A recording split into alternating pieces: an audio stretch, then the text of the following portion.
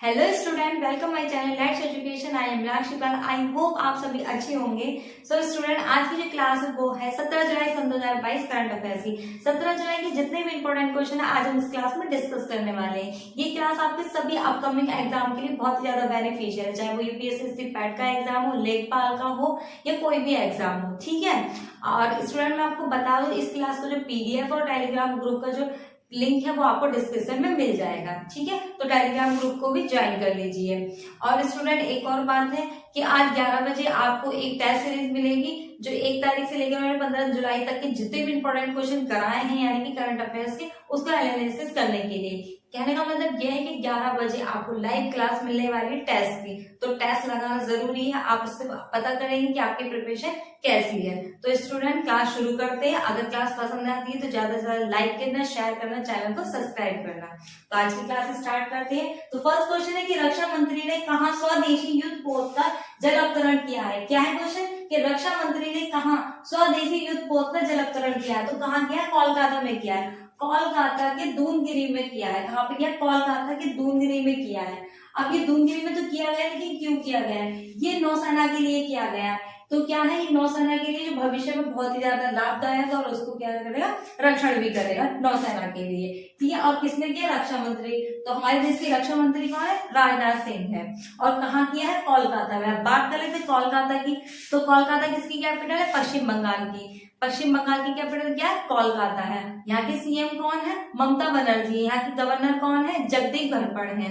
और इसके कुछ इंपॉर्टेंट नेशनल पार्क है। तो सबसे फर्स्ट जो इसका नेशनल पार्क है वो है बुक्सर नेशनल पार्क, और एक है इसका क्या नाम है, सुंदरबन डेल्टा राष्ट्रीय उद्यान, और एक है जलपाड़ा राष्ट्रीय उद्यान। ठीक है, ये बहुत ज्यादा इंपॉर्टेंट है इस क्वेश्चन के लिए। अब बात करते हैं नेक्स्ट क्वेश्चन की यानी कि सेकंड की। तो देश के उच्च शिक्षण संस्थानों की इंडिया रैंकिंग सन 2022 में कौन शीर्ष पर रहा है? क्या है क्वेश्चन कि देश के उच्च शिक्षण संस्थानों की यानी कि जो कॉलेज है, बड़े बड़े विश्वविद्यालय हैं, कि इंडिया रैंकिंग सन 2022 में कौन शीर्ष पर रहा है? तो कौन शीर्ष पर रहा है? सबसे पहले फर्स्ट नंबर पर रहा है दिल्ली का मिराडा हाउस कॉलेज। क्या रहा है? अगर कॉलेज कैटेगरी की बात करें तो सबसे पहले रहा है दिल्ली का मिराडा हाउस।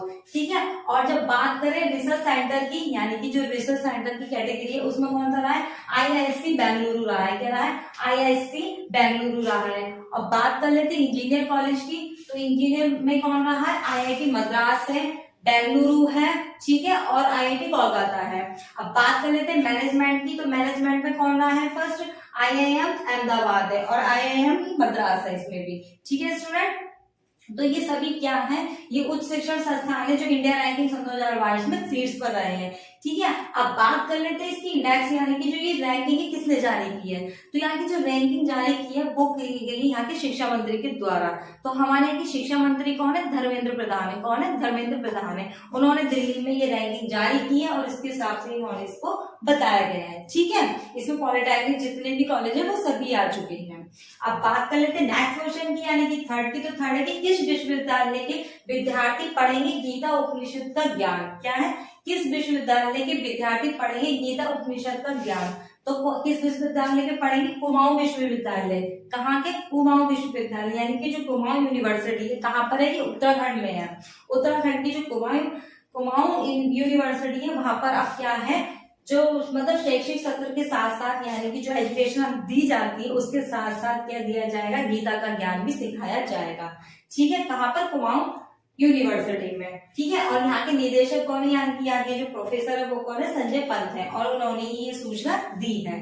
ठीक है। अब बात कर लेते हैं शैक्षिक सत्र के साथ। मैंने आपको कुछ दिन पहले भी बताया था कि कक्षा 6 से लेकर 9 तक महाराष्ट्र में भी क्या है, गीता का ज्ञान दिया जाएगा सभी स्टूडेंट को यानी कि सभी बच्चों को गीता का ज्ञान दिया जाएगा। और तीसरे नंबर पर कौन आ गया? कुमाऊं विश्वविद्यालय में भी ये कर दिया है। इससे पहले तो सबसे फर्स्ट नंबर पर जो करा गया था वो हिमाचल प्रदेश में किया गया था, जो गीता के ज्ञान को बढ़ावा दिया गया था। और सेकंड नंबर पे किसको बताया मैंने आपको? महाराष्ट्र। और थर्ड नंबर पर कौन आ गया है? उत्तराखंड आ गया है। ठीक है। अब बात कर लेते हैं उत्तराखंड की। तो उत्तराखंड की कैपिटल क्या है? देहरादून है। यहाँ के सीएम कौन है? पुष्कर सिंह धामी है। और यहाँ के जो गवर्नर है वो कौन है? गुरमीत सिंह है। ठीक है। और यहाँ के कुछ इंपॉर्टेंट नेशनल पार्क है जिनके बारे में बता देती हूँ। तो फर्स्ट नंबर पर आता है जिम कॉर्बेट नेशनल पार्क। ठीक है। और इसका जो पुराना नाम था स्टूडेंट वो था हेली नेशनल पार्क।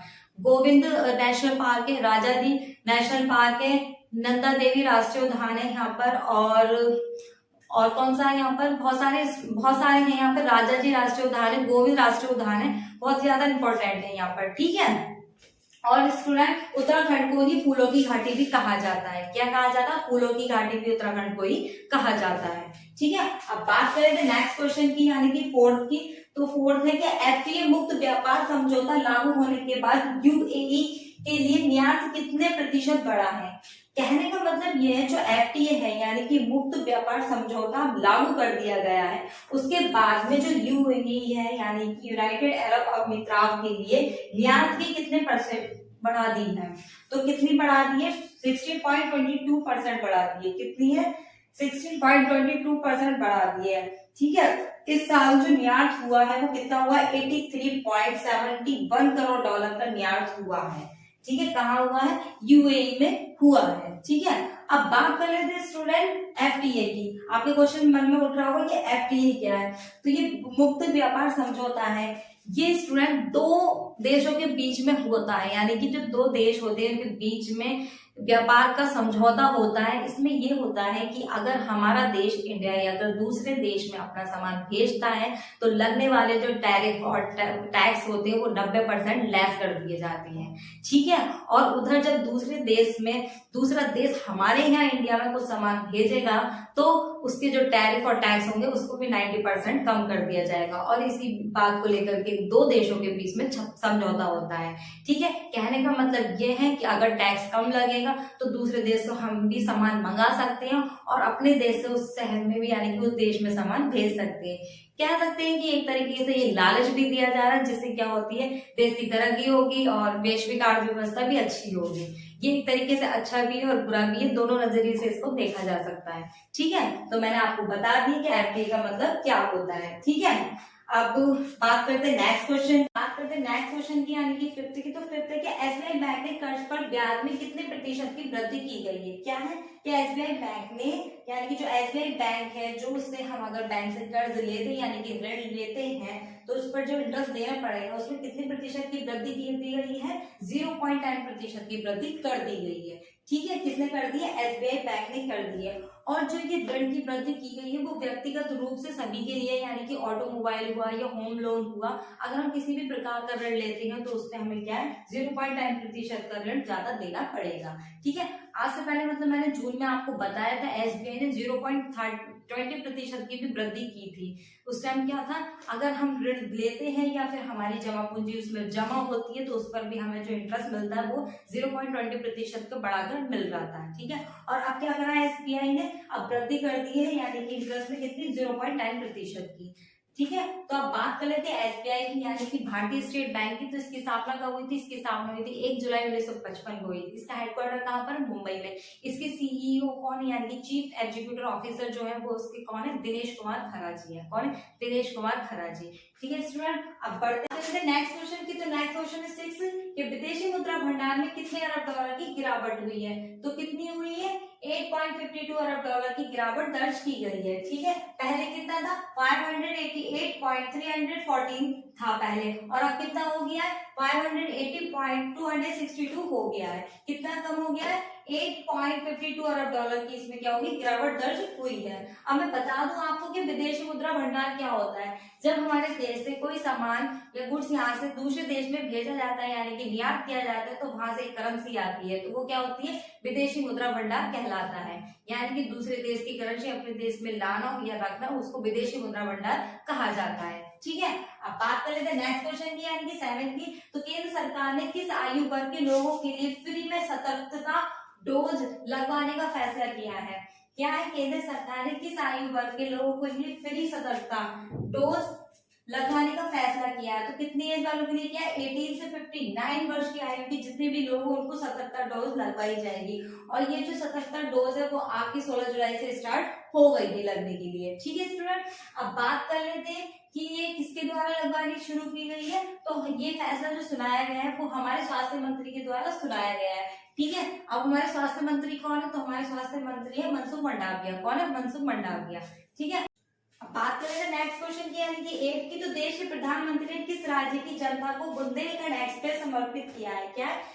देश के प्रधानमंत्री ने किस राज्य को बुंदेलखंड एक्सप्रेस समर्पित किया है? तो किसी क्या, उत्तर प्रदेश को किया है। उत्तर प्रदेश को नए उद्योग व रोजगार के लिए बनाने के लिए बुंदेलखंड एक्सप्रेस को समर्पित किया गया है। ठीक है, किसने? प्रधानमंत्री, हमारे देश के प्रधानमंत्री ने। अब बात करें तो उत्तर प्रदेश की, तो उत्तर प्रदेश की कैपिटल क्या है? लखनऊ है। यहाँ के सीएम कौन है? योगी आदित्यनाथ है। यहाँ की गवर्नर कौन है? आनंदीबेन पटेल है। और यहाँ का राष्ट्रीय पशु क्या है? बारहसिंगा। राष्ट्रीय पक्षी क्या है? सारस एक रोज है। यहाँ का राष्ट्रीय पुष्प क्या है? पलाश का पुष्प है। और यहाँ का जो राष्ट्रीय यानी कि राष्ट्रीय पेड़ है वो कौन सा? अशोक का पेड़ है। यहाँ के 2 नेशनल पार्क जो बहुत ही ज्यादा इंपॉर्टेंट है, एक है दुधवा नेशनल पार्क और एक है चंद्रप्रभा। एक है दुधवा नेशनल पार्क और एक है चंद्रप्रभा। किसके? उत्तर प्रदेश। की, तो किस राज्य में जापानी इंसेफ्लाइटिस गंभीर बीमारी का प्रकोप बना हुआ है? यानी कि इंसेफ्लाइटिस गंभीर बीमारी जो वहां पर फैल रही है, कहाँ पर फैल रही है? असम में फैल रही है। असम में जो अभी बाढ़ आई थी उससे बहुत ही लोग परेशान हो गए थे, दूरस्थ हो गए थे, और उसी कारण क्या हुआ है? ये इंसेफ्लाइटिस गंभीर बीमारी जो फैल रही है, और ये किसके द्वारा फैल रही है? मच्छरों के द्वारा फैल रही है। ठीक है, ये मच्छरों से फैलने वाला एक वायरस है, और इससे 23 लोगों की क्या हो गई है? मौत हो गई है। ठीक है, अब बात कर लेते हैं असम की, तो असम की कैपिटल क्या है? दिसपुर है। यहाँ के सीएम कौन है? हेमंत बिश्वा शर्मा है। यहाँ के गवर्नर कौन है? जगदीश मुखी है। अब बात कर लेते हैं कुछ नेशनल पार्क की, तो यहाँ के नेशनल पार्क है Kaziranga national park, Nameri national park और मानस नेशनल पार्क। ठीक है, ये इसके जो है बहुत ही ज्यादा इंपॉर्टेंट मतलब नेशनल पार्क है। अब बता दूं मैं, यहाँ का एक फेमस जो है, जो यहाँ का त्योहार मनाया जाता है वो कौन सा मनाया जाता है? बिहू मनाया जाता है। जब चावल की कटाई फसल हो जाती है यहाँ पर, तब वहां पर एक त्योहार मनाया जाता है, यानी कि किसे कहा जाता है? बिहू। ठीक है, और बिहू डांस भी इसे कहा जाता है। ठीक है, अब बात कर लेते हैं 10th क्वेश्चन की, तो सन 2025 में होने वाले विश्व चैंपियनशिप की मेजबानी कौन करेगा? क्या है? सन 2025 में होने वाले विश्व चैंपियनशिप की मेजबानी कौन करेगा? तो कौन करेगा? टोक्यो करेगा। क्या करेगा? टोक्यो करेगा। ठीक है, जो सन 2025 में होने वाले विश्व चैंपियनशिप है उसकी मेजबानी कौन करेगा? टोक्यो करेगा। अब बात कर लेते हैं टोक्यो की, तो जापान की कैपिटल है टोक्यो। क्या है? जापान की कैपिटल है टोक्यो। यहाँ की करेंसी क्या है? येन है। और यहाँ के जो प्रेसिडेंट है वो कौन है? फूमियो किशिदा है। कौन है? फूमियो किशिदा है। और अभी आपको मैं बता दूं, अभी एक न्यूज आई थी, क्या नाम है, जो इसके पूर्व प्रधानमंत्री थे, कौन थे? शिंजो आबे, जिनकी गोली लगकर हत्या कर दी गई थी अभी। ठीक है, कौन थे? शिंजो आबे थे इसके पूर्व प्रधानमंत्री, और इसके वर्तमान काल के जो प्रधानमंत्री वो कौन है? फूमियो किशिदा है। ठीक है, सो स्टूडेंट ये थे आपके 17 जुलाई के कुछ इंपॉर्टेंट क्वेश्चन जो आज हमने इस क्लास में डिस्कस करे हैं। आई होप आज की क्लास आपको पसंद आई होगी, तो ज्यादा से ज्यादा लाइक कीजिए, शेयर कीजिए, चैनल को सब्सक्राइब कीजिए। और स्टूडेंट आपकी 11 बजे क्लास है, जिसमें क्या है? आपके टेस्ट सीरीज है, जितने भी अभी तक इंपॉर्टेंट क्वेश्चन कराए हैं उसकी। ठीक है, तो आप जरूर से 11 बजे जरूर क्लास अटेंड करें। तो मैं लेती हूँ विदा, और मिलते हैं अपनी नेक्स्ट क्लास में, यानी कि आज की क्लास के लिए थैंक यू सो मच।